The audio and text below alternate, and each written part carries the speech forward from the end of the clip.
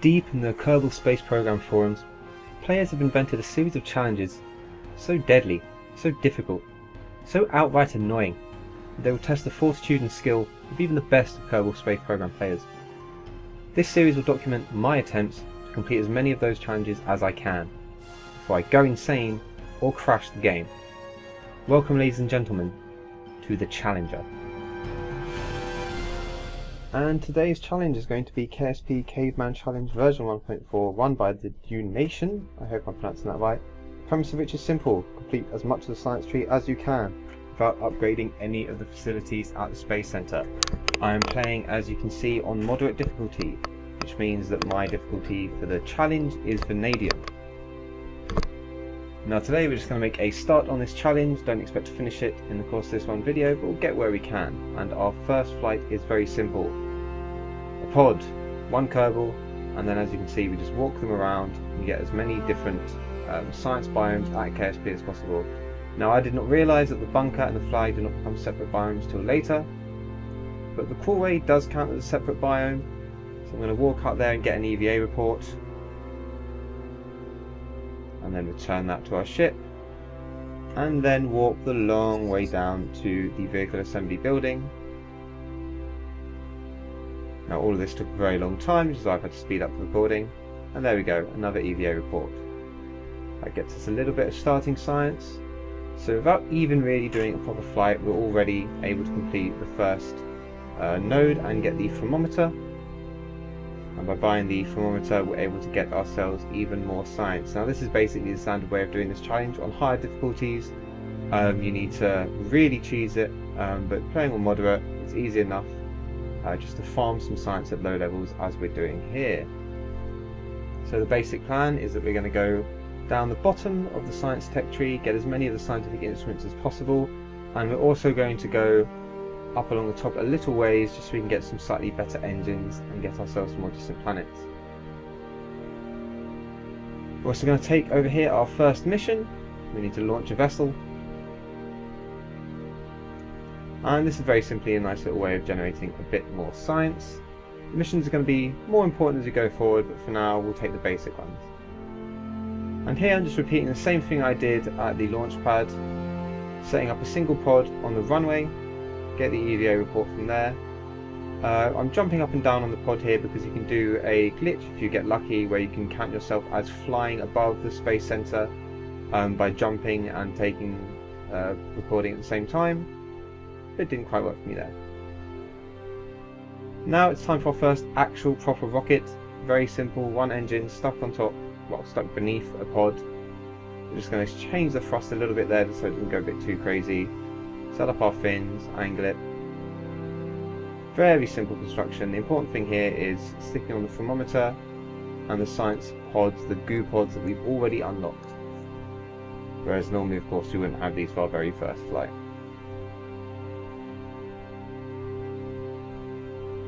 A few pre-launch checks, we're getting some science on the runway as well.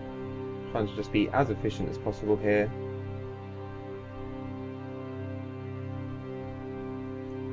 And there's the takeoff. Now the reason I'm tilting towards the sea is that I'm hoping to hit the coast biome and to get close enough that we can swim out with our Kerbal and get some more science in the water, which works out pretty well. Parachute deployed, we come in for our landing, and as we're falling of course taking more science, getting all those different biomes, because obviously there's separate biomes for being landed, there's separate biomes for flying, and then when we touch down we'll have another biome again.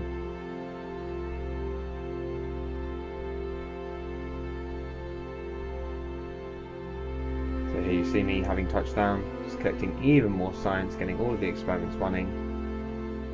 And now we're going to roll the ship over, open up that hatch and get our Kerbal out.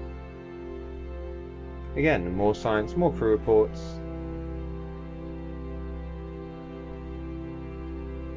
Quick time skip towards the water. Now this is a very efficient way of playing, gets you a lot of science and it costs you almost nothing from your treasury, but it is very, very tedious. As you can see, the footage is sped up and I was playing at ×4 speed, and this still takes a while, but running this myself manually was very, very boring. This challenge is probably not the most fun for everyone, but I'm hoping as we progress, as we get a little bit further along, it's really going to get difficult trying to get to different moons, maybe different planets, using only the caveman technology. That's what I'm looking forward to. So now making it to the water, recovering our Kerbal, and then recovering our ship. And that's our first big haul of science. So we unlocked a couple of new parts. And now here we're using the other important strategy when you're doing a build like this, which is I'm farming crappy, easy missions from mission control. So here we've been given a mission to test out this engine. Landed at Kerbal Space Center, which is the easiest thing in the world. We just load up. Don't need fuel, don't need anything else. One Kerbal.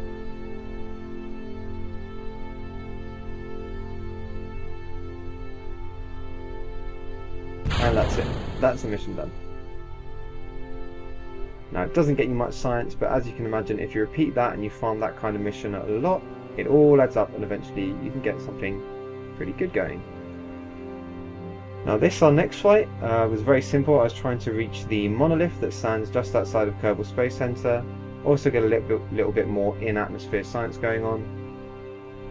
Now what I didn't realise is that the monolith does not count as a separate biome. I was under the impression that if I took my Kerbal over there it would count. I think maybe you can get crew reports from there, you might be able to get other scientific instruments, but a Kerbal on their own can't get anything from the monolith. Which I did not realise until I made it over.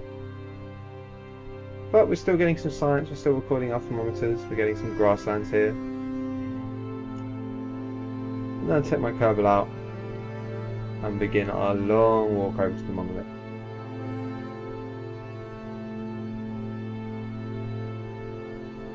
Now here at the monolith, I was disappointed to discover, as I said, that it doesn't count as a separate biome when you just have a Kerbal.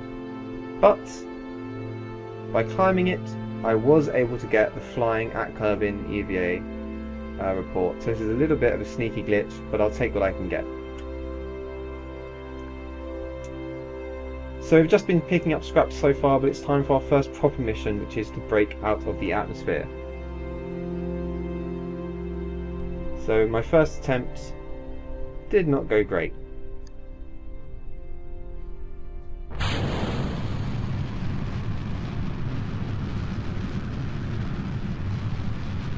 So this ship, the Flint, was built to break out of the atmosphere, big solid rocket booster, and then a second stage on top, very simple. You'd think this would go fine, but it was not to be. So we had a bit of a problem, which was that I had the camera centered on the wrong piece of equipment, so when I decoupled, lost control of the ship and we began to spin out. So we weren't going to clear the atmosphere this time, but it wasn't a total wash. Decided to try and slow us down, try and keep ourselves pointing up. We ran out of fuel, but thanks to the aerodynamics of the ship and having a heavy engine on the bottom, we were able to come in for a landing upright. So the engine blew up, fuel tank blew up, but miraculously, the container with all of our science components in it survived.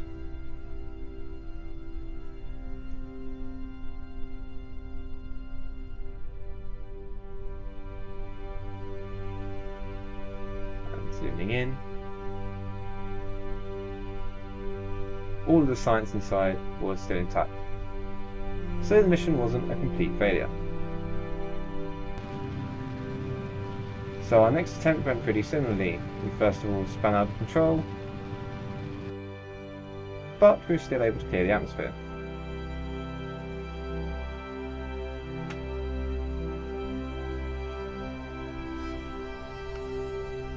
However, I messed up and we landed like this.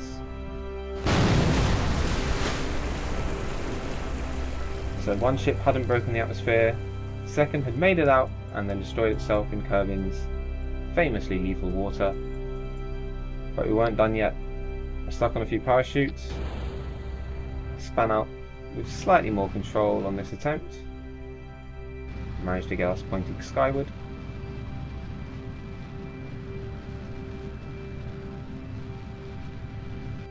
broke clear of the atmosphere, and then just began to record as much science as we could.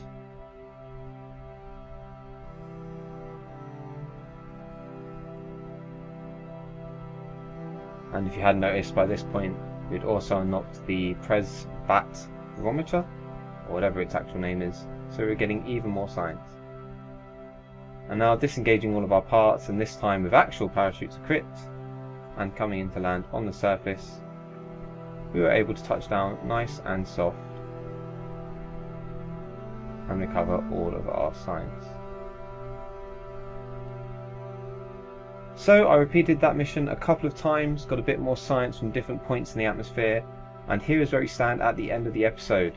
1, 2, 3, 4, 5, 6, 7 nodes unlocked, and we are getting ready to approach the final tier. Now it looks like we've got a lot unlocked, but obviously there is a long way to go. So join me next time as we complete the Kerbal Caveman challenge.